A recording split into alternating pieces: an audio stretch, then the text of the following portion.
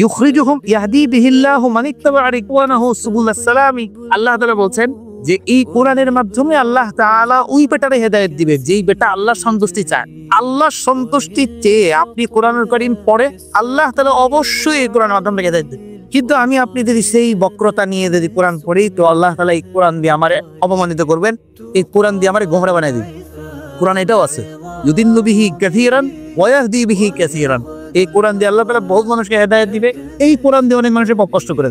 এবং হাদিসের মধ্যে এসেছে যে আল্লাহ তাআলা ইয়ারফাউ বিহি আকওয়ামান, অনেক কওমকে পদোন্নতি করে দিবেন, মর্যাদা বাড়িয়ে দিবেন কোরআনের মাধ্যমে।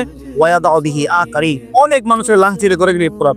সুতরাং আমি যদি মান ইত্তাবা রিদওয়ানাহু সুবুলাস সালাম, যদি আমি আল্লাহ তাআলা সন্তুষ্টি চাই, শান্তির পথ আল্লাহ তাআলা কোরআন দিয়ে আমাকে দেখাবেই।